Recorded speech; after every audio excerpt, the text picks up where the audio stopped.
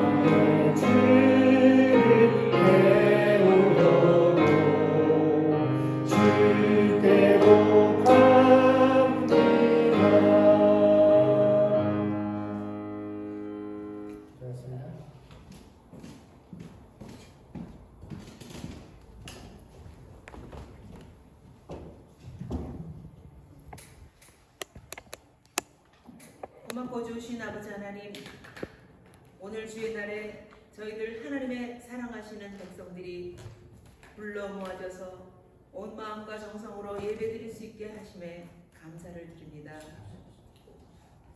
우리들이 아직 죄인이었을 때 저희들을 먼저 택하여 예수 그리스도의 피값으로 구원하여 주심으로 값없이 공로 없이 의에 이르며 아버지의 자녀가 되는 권세를 누릴 수 있음을 믿고 감사를 드립니다. 믿음으로 말미암아 그리스도께서 우리 마음에 계심으로 아버지의 사랑 가운데 뿌리가 박히고 터가 굳어져서 아버지의 사랑을 알고 그 넓이와 길이와 높이와 깊이가 어떠함을 깨달아 알아 이 땅에서 각각 우리에게 주신 하나님 그리스도의 선물의 분량대로 은혜를 주셨으니 오직 사랑 안에서 참된 것을 하며 범사에 항상 아버지 하나님께 감사하며 그리스도를 경외함으로 살아가기를 간절히 소망합니다. 저희 주님의 교회를 사랑하시는 주님, 교회의 머리신 주님과 함께 지어져 가기를 소망합니다.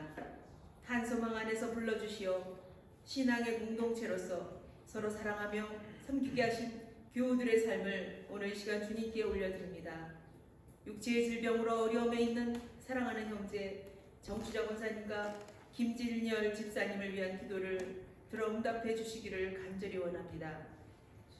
지금의 힘든 시간들을 통하여 더욱 주님과의 영적인 교통함과 위로를 받으며 또한 훌륭한 의료진을 통한 적절하고 효과적인 치료를 통하여 완전한 건강의 회복을 허락해 주시기를 간절히 원합니다. 또한 간호하고 있는 가족들에게도 위로와 믿음과 소망 가운데서 가족 간의 사랑의 충만함을 누릴 수 있는 시간들이 될 수 있기를 또한 간절히 소망합니다. 그 외에도 크고 작은 건강의 문제들을 위한 기도와 교우들의 사업장의 운영과 각 가정의 경제적인 안정을 위한 기도와 하나님과의 관계가 바로 설 수 있도록 고난 가운데 지혜를 주시는 그러한 기도에 주여 응답해 주시기를 간절히 원합니다. 주일학교 학생들의 영적인 성장과 환경의 개선을 위해서 기도드립니다. 말씀과 기도로 양육받아 이 땅에서 빛의 자녀들처럼 살아갈 수 있게 되기를 간절히 또한 소망합니다. 오늘도 말씀을 증거하실 정갑훈 목사님 위해서 기도드립니다. 아버지의 사랑과 은혜 가운데서 맡겨주신 사역 감사함으로 감당하시기에 부족함이 없도록 언제나 영육의 강건함으로 성령의 능력으로 삶 속의 위로로 늘 채워주시기를 또한 소망합니다. 오늘의 증거될 말씀들이 우리 모두에게 이 시간, 이 순간 꼭 필요한 생명의 말씀들이 되어 살아서 역사하는 그런 시간, 위로와 치유의 충만한 시간들이 이어지기를 소망하며 오늘도 이 모든 말씀을 우리를 죄에서 구원해 주신 예수 그리스도의 이름으로 감사하며 기도드렸습니다.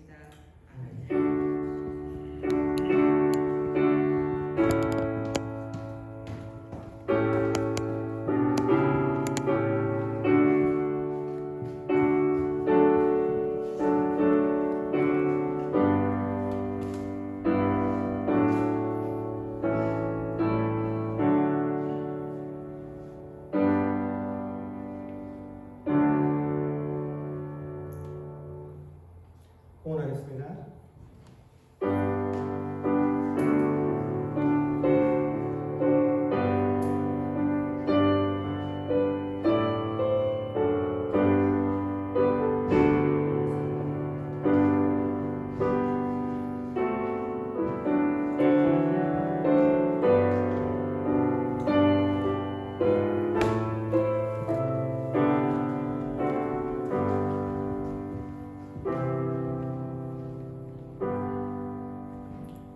기도하겠습니다.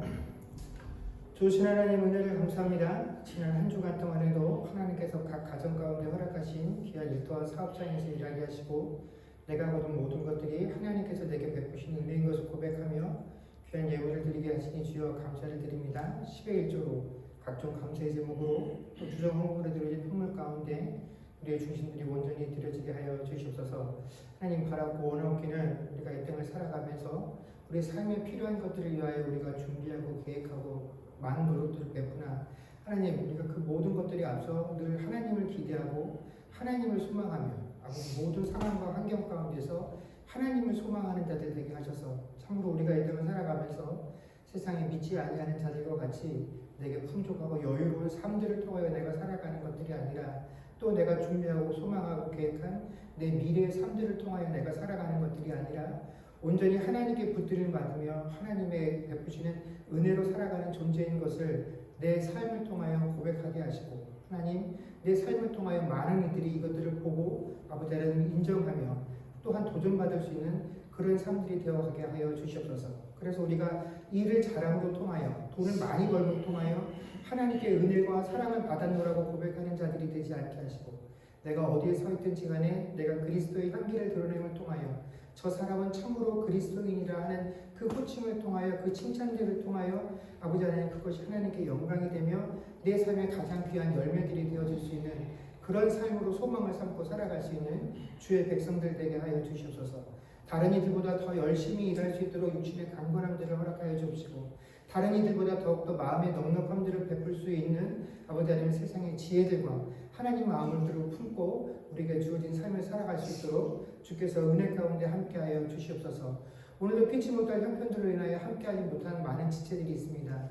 하나님께서 기억하시고 어디에 있든지 아버지 하나님 우리가 위로받아야 될 상황이면 위로받게 하시고 힘을 얻어야 할 상황이면 힘을 얻게 하시고 또 아버지 하나님 회개해야 할 상황이면 회개가 이루어지는 어디에 있든지 간에 하나님의 은혜가 차고 넘칠 수 있는 그런 신령들이 되어질 수 있도록 주께서 은혜로 함께하여 주시옵소서. 오늘도 먼 곳에서 이 예배를 사모하며 달려나온 발걸음들을 주께서 기억하시고 아버지 하나님 더 큰 은혜로 또한 오고 가는 발걸음 늘 안전함으로 주께서 동행하여 주시기를 소망하며 우리 주 예수님 이름으로 기도드립니다. 아멘. 출애굽기 3장 1절에서 5절까지 말씀을 저와 여러분이 한 절씩 교독하겠습니다. 모세가 그의 장인 미디안 제사장 이드로의 양떼를 치더니 그떼를 광야 서쪽으로 인도하여 하나님의 산 호렙에 이르매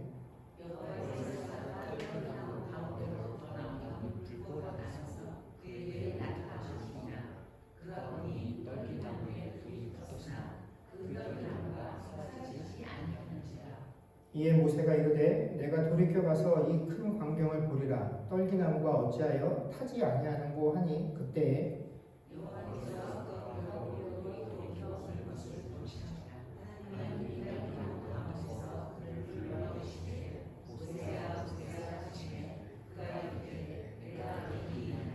같이 읽겠습니다. 하나님이 이르시되 이리로 가까이 오지 말라 내가 선 곳은 거룩한 땅이니 내 발에서 신을 벗으라. 아멘.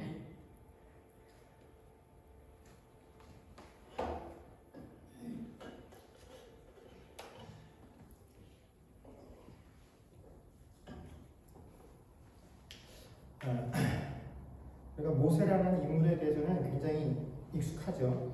오늘 본문 내용은 모세가 하나님을 처음으로 대면하게 되는 장면입니다.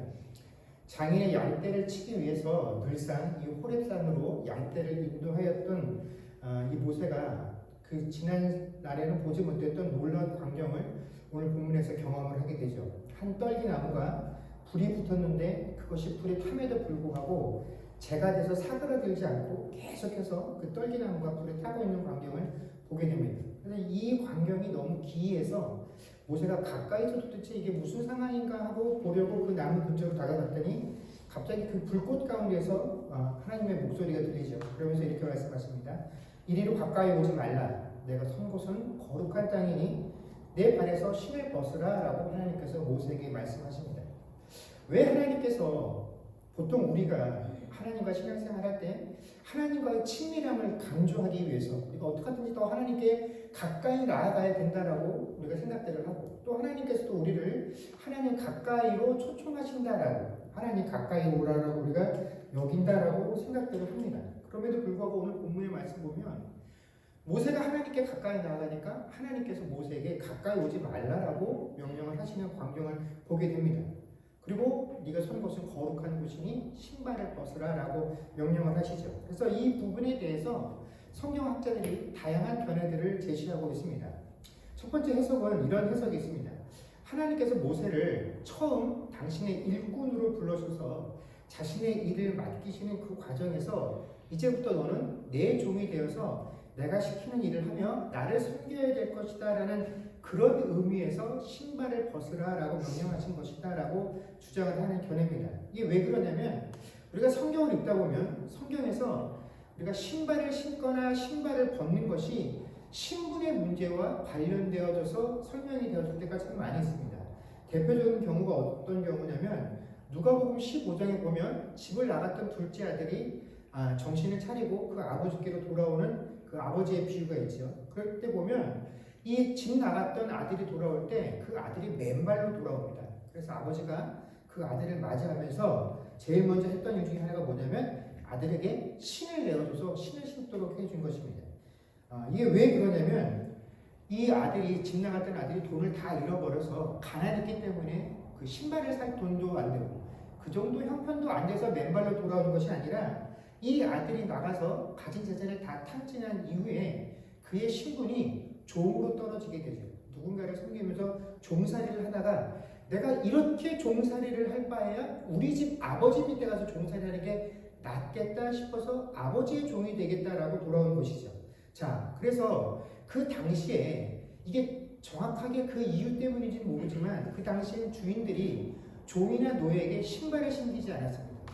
그 이유를 보면 신발을 벗고 맨발이어야 도망가기가 불편해서 그랬다라고 하는 설도 있는데 정확하지는 않지만 어쨌든간 그 예수님 당시에 노예들은 종들은 신발을 신지 않았습니다. 그래서 밖을 돌아다닐 때 맨발로 돌아다니는 사람 보면 그 사람의 신분이 종이나 노예인 것이죠. 그래서 함부로 도망을 가도 도망가다 누군가에게 잡혔을 때 내가 일반인, 그냥 자유인이다라고 변명할 수 없는 게 바로 신발을 신지 않았기 때문에 그렇다라는 것입니다. 또한 이것뿐만 아니라 왕 앞에 신하들이 나아갈 때에도 그 전쟁에서 패한 타국의 왕이나 신하들이 자기의 정복자에게 나갈 때 맨발로 나가서 무릎을 꿇고 절을 하는데 그때 맨발로 나가는 이유가 뭐냐면 내가 이제부터 당신의 종입니다 하는 표시로 신발을 벗어서 당신과 나의 입장, 내 신분이 당신 앞에 종입니다라고 하는 이 복종을 나타내는 표시로 맨발로 나가는 것이었다라는 것입니다. 또 다른 해석은 이런 것이죠. 우리가 익히 예상하는 것처럼 이 신발이 모세가 하나님을 만나기 이전의 삶이 무척 죄악되고 더러운 것이었기 때문에 이제 그가 세상을 위해서 가졌던 모든 계획과 욕망, 이 모든 것들을 하나님 앞에서 다 내려놓는다라는 그런 의미로 이제 내가 거룩하신 하나님 앞에서 내가 가지고 있었던 모든 인간적인 욕망과 과거에 가지고 있었던 잘못된 행위들에 대해서 다 내려놓고 회개합니다라고 하는 그런 의미에서 하나님께서 모세에게 신발을 벗으라라고 명령을 하셨다라는 것입니다. 그러니까 이전까지의 삶과 지금부터는 구별되어진, 성별되어진 삶을 살도록 요구하시기 위해서 신발을 벗으라라고 명령하셨다라고 하는 것이죠. 다양한 해석들이 존재합니다만 저는 이 다양한 해석들 모두에 다 타당한 이유가 있다라고 생각을 합니다. 모두가 다 우리가 받아들일 만한 내용들을 다 포용하고 있죠. 우리가 하나님 앞에 설 때에는 우리는 마땅히 하나님을 경외하는 마음을 가지고 하나님 앞에 서야 합니다. 우리가 하나님 앞에 설 때에는 어떻습니까? 지난날 내가 가지고 있었던 추악하고 죄악된 그 모습들을 다 버리고 하나님 앞에 서는 것을 마땅한 것으로 여겨야 합니다. 우리가 하나님 앞에 섰을 때에는 하나님께 뭔가를 요구하기 위해서 서는 것이 아니라 하나님이 이제부터 나의 주인이시기 때문에 내가 하나님의 종으로서 하나님께 굴복하여서 하나님이 내게 명하시는 그 명을 쫓아서 살겠습니다라고 하는 그런 마음으로 우리가 하나님 앞에 서는 것이기 때문에 하나님께서 우리에게 신발을 벗으라고 하는 것이 어떠한 신학적 의미와 배경을 가지고 있었던지와 상관없이 우리 모두는 이 말씀의 의미를 받아들이는데 아무런 문제가 없다라는 것입니다.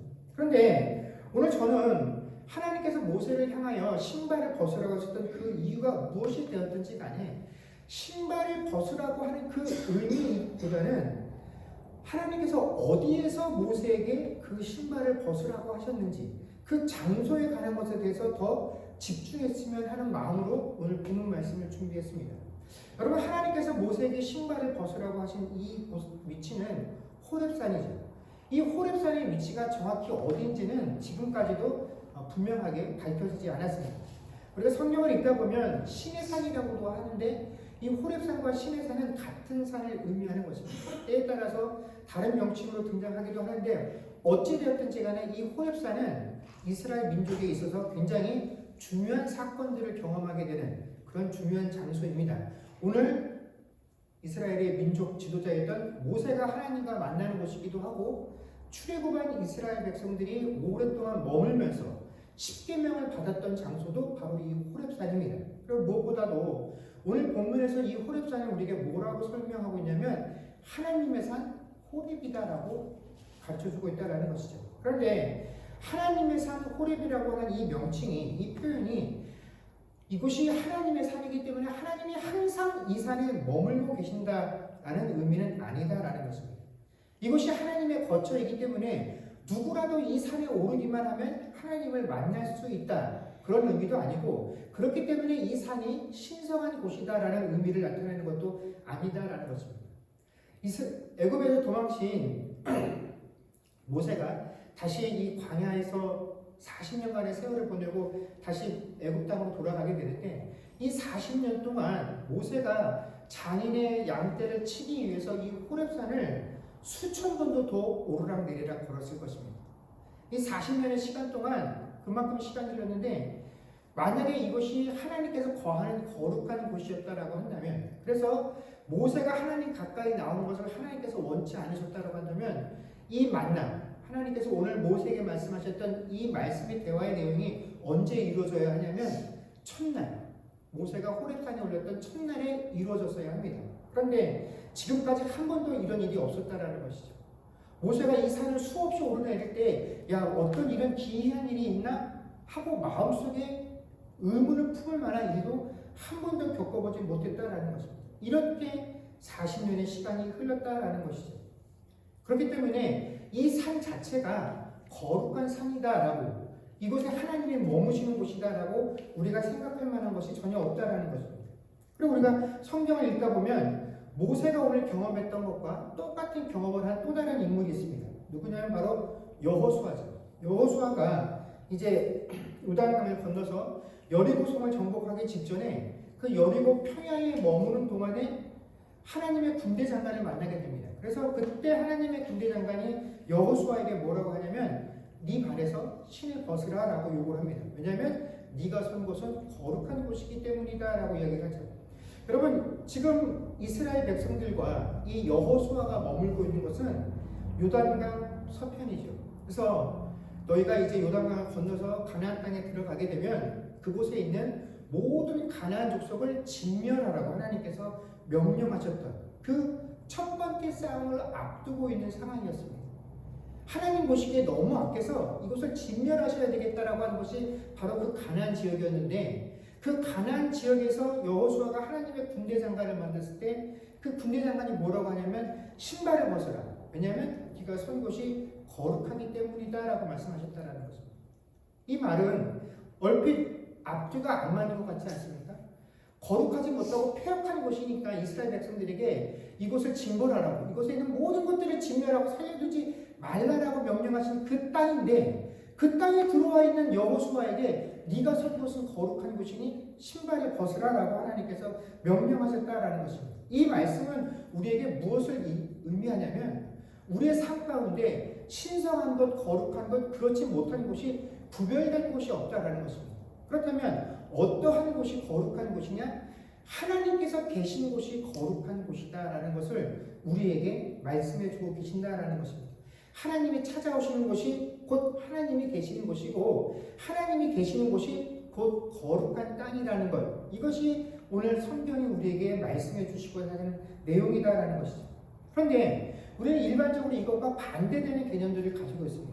우리는 하나님이 찾아오시는 곳이 거룩한 곳이다라는 생각들을 갖지 못하고 하나님이 거룩한 곳에 머물러 계시기 때문에 우리가 그곳으로 하나님을 만나러 가야 된다라는 그런 개념들을 가지고 있죠. 이 유대인들도 자신들이 성전을 지어놓고 자신들의 손으로 만든 그 성전 안에 하나님이 머물고 계시기 때문에 우리가 하나님 앞에 우리를 보여주기 위해서 성전에 가야 된다라고 믿었습니다. 1년에 3번씩 의무적으로 남자들은 내가 그곳에 가서 하나님께 나를 드러내야 된다라고 그들은 믿고 있었던 것이죠. 그래서 그곳에서만 하나님께 예배드릴 수 있다라고 생각하고 있었습니다. 이렇게 성전을 귀하게 여기고 있었던 그 이스라엘 백성들에게 예수님께서 찾아오셔서 뭐라고 말씀하셨습니까? 이 성전을 허물라. 그러면 내가 어떻게 해요? 3일 만에 이것을 다시 세울 것이다 라고 말씀하셨다라는 것입니다. 이스라엘 백성들에게 성전이란 유일하게 하나님을 만날 수 있는 장소였는데 예수님께서 오셔서 이 성전을 허물라고. 근데 내가 3일 만에 이 성전을 다시 세울 수 있겠다라고 한 그런 선언을 하셨으니까 이스라엘 백성들의 입장에서 보면 이 예수님은 도저히 같이 상종할 수 없는 그런 인물이었다라는 것입니다. 하나님이 계신 성전을 허물라니 이건 그들이 가지고 있는 상식과 믿음으로는 도저히 용납할 수 없는 예수님의 선언이었기 때문에 그들이 예수님의 이 말을 들으면서 참남하다라고 말했던 이유가 다 타당성이 있다라는 것이죠. 그래서 이 이야기를 듣고 예수님을 죽여야 되겠다라고 그들이 마음을 먹게 되었다라는 것입니다. 여러분 그렇다면 이렇게 이스라엘 백성들이 얼마나 하나님을 중히 여기고 하나님이 머무신다라고 믿고 있는 그 성전을 중하게 여기고 있는지 그 사실을 예수님께서 모르실 리 없는데 왜 그런 유대인들 앞에서 성전을 허물라라고 말씀하셨을까요? 그것은 이스라엘 백성들에게 성전을 주면서 그 성전에 와서 제사를 하고 있을 때 그 제사의 기능이 가장 큰 이유가 목적이 무엇입니까? 그들의 죄를 사함받기 위한 것이죠. 그들의 죄를 대신해서 그들이 제물을 드리는 곳이 바로 그 성전이었는데 이제 예수님께서 이 땅에 오셔서 우리의 모든 죄를 위하여 화목제가 되어 주셨기 때문에 이제 더 이상 우리의 죄 때문에 제물을 드리는 일이 없도록 예수님께서 단번에 완벽한 제물이 되어 주셨기 때문에 이제 희생 제사를 드릴 그런 공간이 필요하지 않기 때문에 이 성전을 허물라라고 예수님께서 명령하신 것입니다. 그리고 예수님께서 이 땅에 너희와 내가 함께 있겠다라고 하는 그 임마누엘의 이름으로 이 땅에 오셨기 때문에 이제 더 이상 하나님이 어떤 장소에 묶이셔서 어떤 나라에 어떤 민족에 묶이셔서 그들의 신으로만 존재하는 것이 아니라 이제 예수를 통하여 하나님을 영접하고 그 예수를 우리 마음에 모시고 사는 모든 이들에게는 우리의 육신이 곧 성전이기 때문에 이제 성전은 더 이상 필요하지 않다라는 것이 예수님의 가르치기이기 때문에 성전을 허물라라고 말씀하신 것입니다.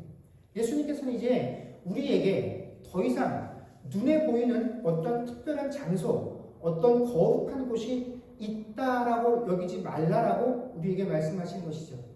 그곳에만 하나님이 계신 것이 아니라 하나님을 믿는 그 백성들 한 명 한 명의 마음속에 있기 때문에 그 하나님을 모시고 있는 모든 사람의 육신이 곧 거룩한 성전이기 때문에 오히려 너희들의 육신을 거룩하게 하는 일에 더욱더 힘쓰라라고 주님께서 말씀하신 것이다라는 것입니다. 그래서 저는 감히 오늘 우리가 이 예배당에 나와서 예배를 드릴 때 이곳을 거룩하다라고 여기며 이곳에 나와 하나님을 만나기를 흠모하고 우리가 그런 마음들을 가지고 나왔음에도 불구하고 우리가 이곳에 모여 예배드리는 그 순간조차이라도 우리가 이 예배당에만 하나님이 계시고 이 예배당이 거룩한 곳이기 때문에 하나님이 계신다라고 그런 생각은 가지지 않고 우리가 이곳에 모였으면 합니다. 우리가 이곳에서 하나님께 경배드리는 그 순간에도조차도 이곳에서만 하나님이 계신다라고 하는 그런 생각들을 가지고 이곳에 모이지 않기를 원한다라는 것이죠. 또한 우리가 이 예배드리는 이 날을 우리가 거룩한 주일이라는 이름으로 구분해서 사용들을 합니다. 저도 이 용어를 잘 사용을 합니다. 근데 우리가 이 날을 주일이라고 부르는 이유는 뭐겠습니까? 이 날을 주님의 날이다라는 그런 의미로 우리가 이 일요일을 주일이라는 이름으로 구별하여 부릅니다. 오늘이 주님의 날이라는 것, 주님께서 구별하신 것이다라는 걸 누가 부인할 수 있겠습니까? 그런데 우리가 유독 이 일요일만을 구별해서 주일이라고 부르는 것은 우리가 이날 이 예배라는 형식들을 통해서 한 주간에도 우리가 하나님께 경배하는 마음으로 살고 하나님께 통치를 받고 있음에도 불구하고 오늘 우리가 이날 특별히 이 장소에 모여서 예배라는 형식들을 통해서 지난 한 주간 동안에도 하나님 내가 그런 마음들을 가지고 주님 앞에 살았었습니다. 그런데 우리가 이렇게 함께 모여 이것들을 우리가 같은 마음으로 고백합니다라고 하기 때문에 이 날이 특별하고 중요하고 이 장소가 중요한 것이지, 여러분 주일만, 우리가 주일이라고 부르는 이 일요일만 주님의 날이겠습니까? 아니죠. 월요일부터 토요일 모든 날 단 하루도 어떠한 장소도 하나님의 날이 아닌 것이 없고 하나님께서 거하시지 않는 장소가 없다라는 것을 우리가 인지해야 됩니다. 그럼에도 불구하고 우리가 이 날을 유독 더 거룩하다라고 믿고 이 날에만 뭔가를 더 집중하고 이 날에만 더 거룩하고자 하는 것은 하나님께서 우리에게 요구하시는 그 삶의 모습에서 오히려 벗어나고 있는 날인 것이다라는 것을 우리가 명심해야 합니다.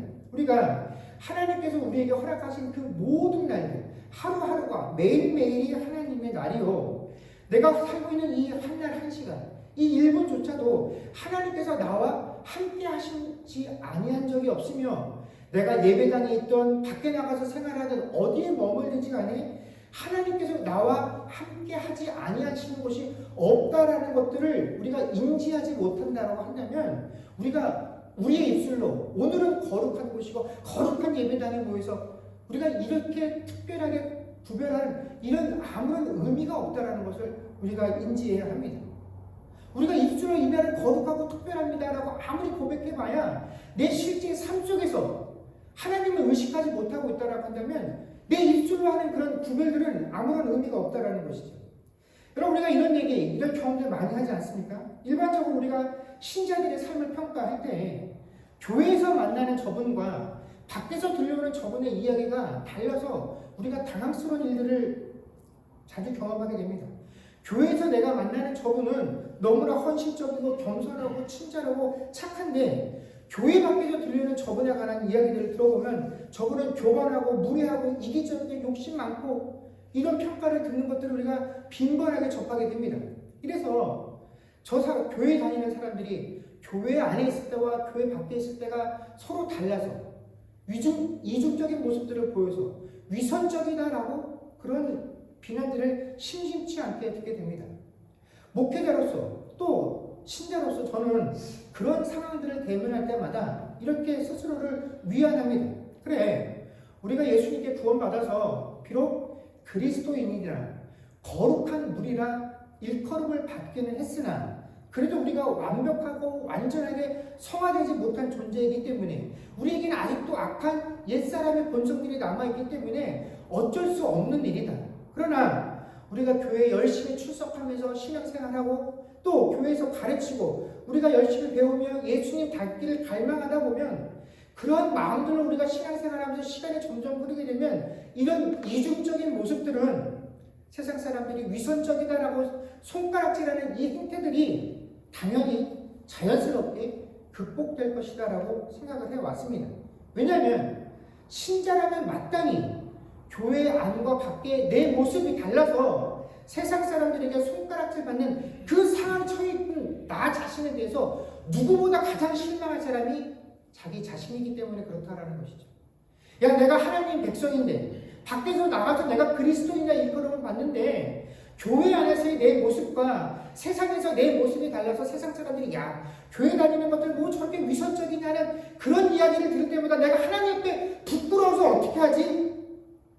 내 자신이 가장 잘 알고 찔릴 것이기 때문에 어떻게 하든지 이 모습에서 벗어나기 위해서 애쓸 것이고, 누구보다도 자책하며 하나님 앞에 매일매일 회개하며 하나님 나를 성화시켜 주시옵소서라고 간구할 것이라고 믿었기 때문에 그렇다는 것입니다.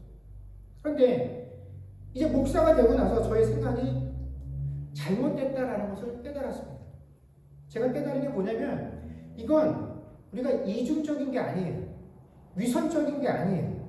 무슨 말이냐면 우리 모두는 이 양쪽 모두에 다 진실되고 진지하다라는 것입니다. 이중적인 게 아니라 이것도 진짜 내 모습이고 이것도 진짜 내 모습이다라는 것입니다. 여러분 한번 생각해 보십시오. 만약 평소에 교회 밖에서 내 모습이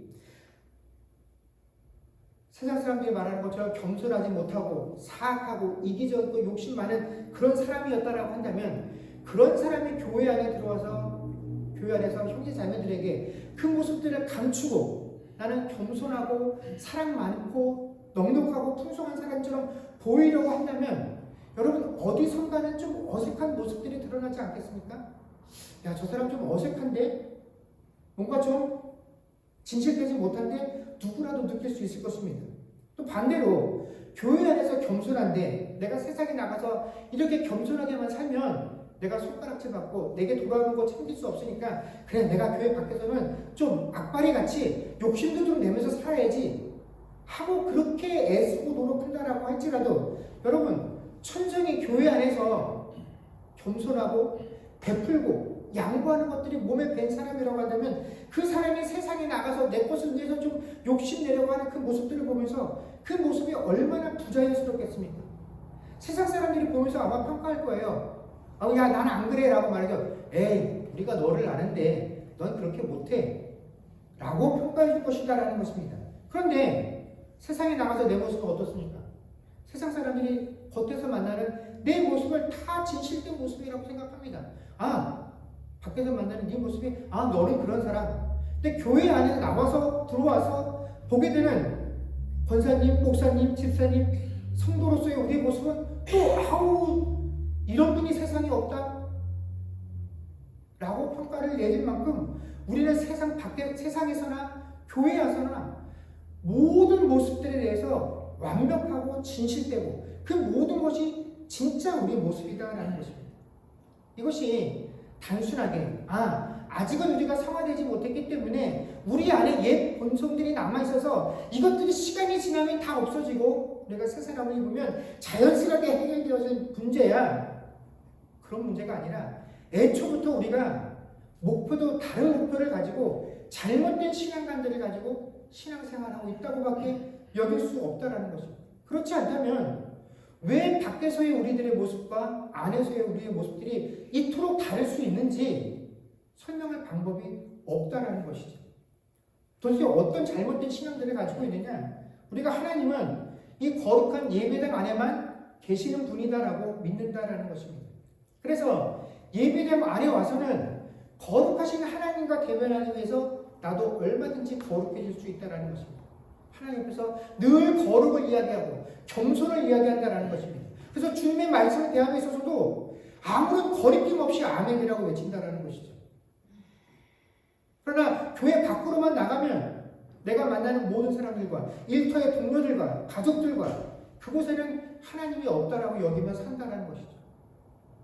이게 우리가 머물고 있는, 내가 지금 머물고 있는 이 세상은 거룩한 곳이 아니라 죄악에 관역한 곳이니 이런 곳에 하나님께서 계시기가 만무하다라고 여기고 얼마든지 이런 죄악된 세상에서는 나도 내 유익을 위해서 하나님께서 내게 주신 법도들을 다 풍기쳐버리고 세상 사람들과 똑같은 그 가치관들을 가지고 살아도 아무런 문제가 될 것이 없다라고 여긴다라는 것입니다. 그래서 내가 하고 있는 말과 행동에 대해서 하나님을 의식하지 않아요. 전혀 부끄러움이 없어요.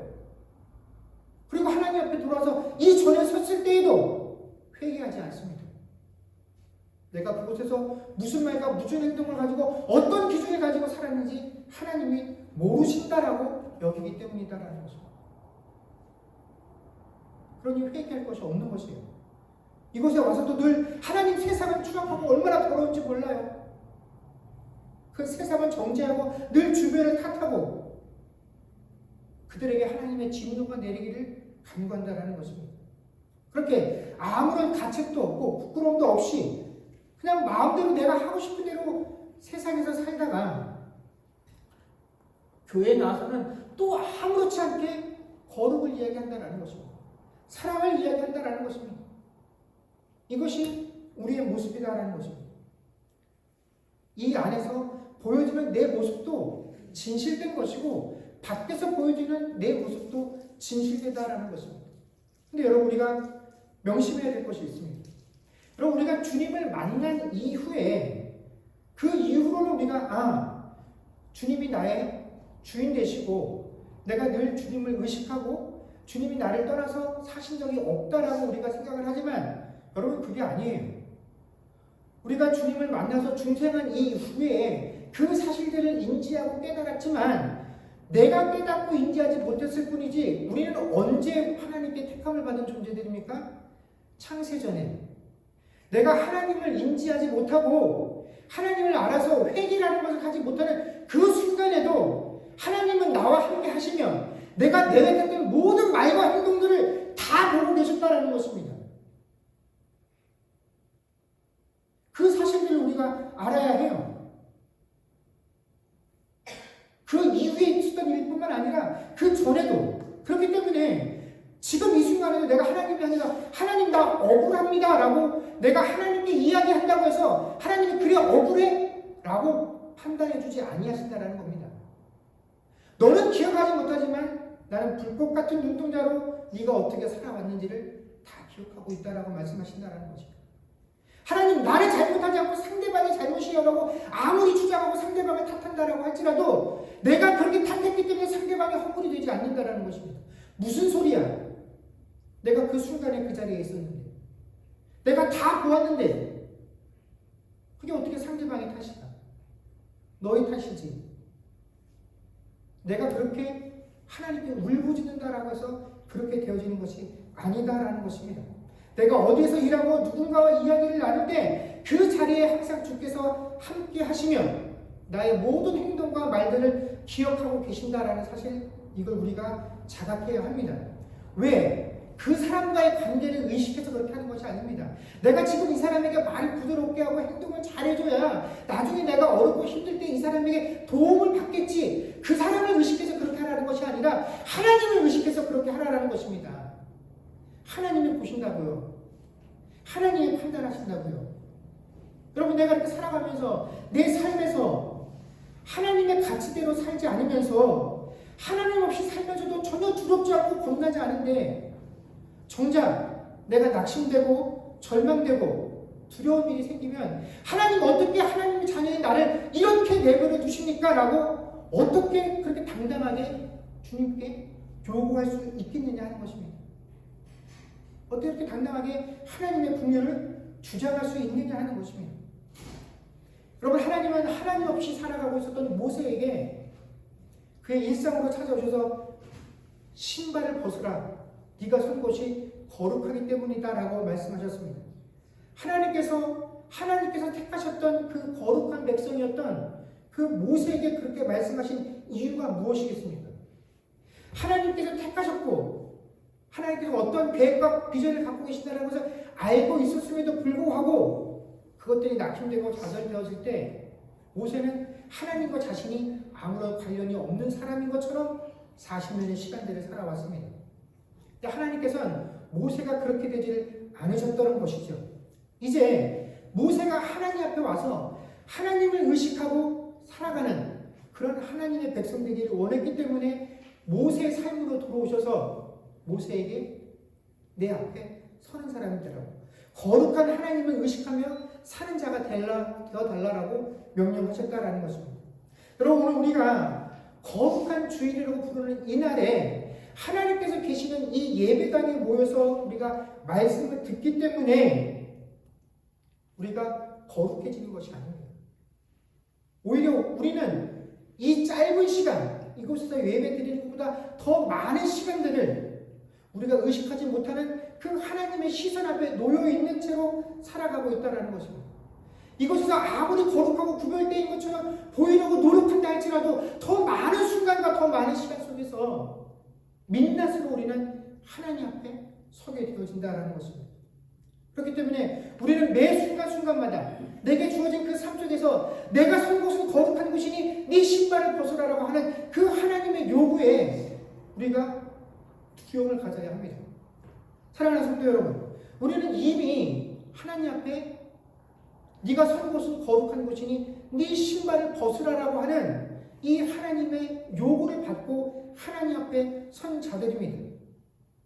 그래서 하나님의 시선을 의식하고 살아야 한다는 것들은 이미 인지하고 있는 존재들입니다. 그런데 하나님 앞에 내가 하나님 내 상황이 이래요, 내 처지가 이러니 지금 이 순간만큼은 눈 감아주시고 귀를 닫아주세요 라고 할 수 없다라는 것입니다. 내가 이러니 하나님이 나를 오히려 이해해 주셔야 합니다라고 변명할 수도 없다라는 것입니다. 우리가 할 수 있기 때문에 하나님이 그렇게 하라는 것이 아니라 하나님이 내가 지금 너와 이곳에 함께 있으니, 거룩한 내가 너와 함께 있으니 너도 거룩하게 반응하라고 우리에게 말씀하시는 것입니다. 사랑하는 성도 여러분, 우리가 하나님께서 우리에게 찾아오셔서 내가 너와 함께, 거룩한 내가 너와 함께 있으니 네가 선 이 자리가 곧 거룩하다. 네가 가지고 있었던 지난날의 모든 네 욕심들, 죄악된 것들을 다 벗어버리고 내 앞에서 내 음성만 듣고 하나님을 주인으로 모시고 사는 그런 종과 같은 자세가 서기를 소망합니다라고 하는 그런 다짐을, 그런 헌신과 고백을 요구하셨던 그것처럼 우리가 그것을 알고 있으니 이제 그것대로 살아갈 수 있는 저와 여러분들이 되어질 수 있기를 주의 이름으로 간절히 축원합니다. 기도하겠습니다. 그렇습니다. 주님, 우리가 거룩한 주의 날, 이 거룩한 예배당에 모여 하나님께 예배드리게 하시니 주여 감사합니다. 우리의 입술로 거룩하다라고 말을 해서 거룩해지는 것이 아니라 하나님이시기 때문에, 그 거룩하신 하나님이기 때문에 우리의 입술의 고백과 단정과 상관없이 하나님은 거룩하십니다. 그리고 하나님께서는 오늘 모세를 통하여 우리 모두에게 말씀해 주고 있습니다. 내가 이곳에 있으니, 거룩한 내가 네 앞에 있으니 너도 거룩하여지라고 말씀하십니다. 그리고 신발을 벗으라라고 말씀하십니다. 많은 신학자들에 의해서 이곳에 다양한 의미들이 있지만 이 모든 다양한 의미들이 우리 모두에게 적용이 되어집니다. 하나님이 우리 앞에 계시니, 우리와 함께 계시니 매 순간순간이 모든 장소가 거룩한 것입니다. 이 거룩한 곳에서 하나님, 내가 가지고 있었던 모든 세속적이고 인간적인 욕망과 죄악된 생각들을 다 하나님 앞에 내려놓게 하시고, 하나님 이제 정말로 하나님을 내 구주로 모시고 내가 주의 종이 되어서 하나님께서 내게 요구하시는 그 모든 말씀 가운데 순종하며 살아갈 수 있는 그런 주의 백성들 되게 하여 주시옵소서. 내가 거룩한 것을 구별하는 것이 아니라 하나님이 구별하신 그 거룩함 앞에 아버지 온전히 순종하며 나아갈 수 있는 그런 삶이 되게 하여 주옵소서. 감사드리며 우리 주 예수님의 이름으로 기도드립니다. 아멘. 주만 바라볼 자가 찬양하겠습니다.